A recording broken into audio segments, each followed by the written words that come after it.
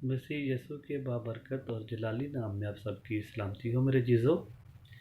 मेरा नाम है पास्टर अवैस मसीह। आइए मेरे साथ मिलकर यूहन्ना आरफ का मुकाशवा उसका पहला बाब और उसकी 17 से 18 आयत को निकालिए और ये आयत मैं आप सबके सामने पढ़ना चाहता हूँ।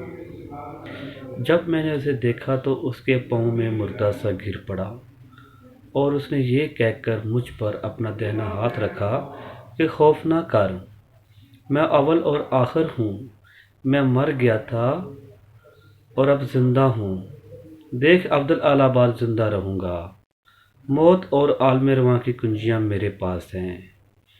मेरे अजीज़ों, यहाँ पर देखें कि हमें बहुत ही खूबसूरत बात मिलती है कि मौत और आलम रवां की कुंजियाँ मेरे पास है। यीशु मसीह ने ये बात कही है कि मैं मर गया था, अब मैं ज़िंदा हूँ। तो मेरे अजीज़ों, और फिर आगे उसने कहा है, देख मैं अब्दुल आलाबाद ज़िंदा रहूँगा। तो देखिए कि वो ज़िंदा है और अब्दुल आलाबाद ज़िंदा रहेगा।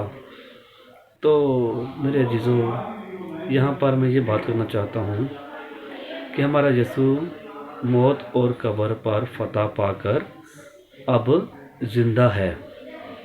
तो फिर हर साल जो हम देखें कि ईद अल क़यामत मसीह जो हम मनाते हैं, उस पर मैं बात करना चाहता हूँ कि अगर मत्ती 28 बाब उसकी पहली आयत को देखा जाए तो वहाँ पर भी जो है कि मरियम मगदलिनी और दूसरी मरियम कब्र को देखने आई। मरियम मगदलिनी और दूसरी मरियम पूप फूटते वक्त कब्र पर आईं। तो देखिए, पूप फूटते वक्त का जो लफ्ज़ है उसको मैं थोड़ा बयान करना चाहूँगा कि हम भी जब सुबह सवेरे जाते हैं मोमबत्तियाँ लेकर, तो हम भी कब्र पर ही जाते हैं। तो फिर जब हम कब्र पर जाते हैं तो उसका क्या मतलब है? यही मकसद है कि हम उसको कब्र में देखने के लिए जाते हैं। हालांकि हमें कब्र में देखने की ज़रूरत नहीं है। हमारा खुदा यीशु मसीह ज़िंदा हो गया है और अब्दुल आलाबाद ज़िंदा है। तो फिर देखें कि ये कैसी बात है। हमें इस बात की समझ नहीं आती कि हम क्या करें।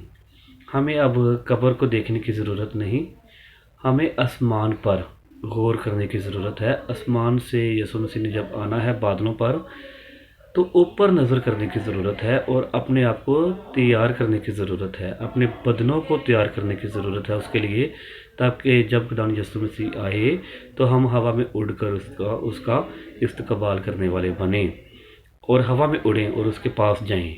अब ज़मीन पे नहीं, आसमान पर हमें नज़र करनी है कि यीशु मसीह आसमान से आने वाला है बादलों पर। तो फिर खुद आप सोचिए कि हम क्या कर रहे हैं कि आप इस मत्ती 28 बाब उसकी पहली आयत पर गौर करें और उसके बाद मुकाशवा उसका पहला बाब 17 से 18 आयत पर गौर करें कि वहाँ पर क्या लिखा हुआ है। सारी की सारी समझ आ जाएगी। खुदावंद आप सबके साथ हो। आमीन।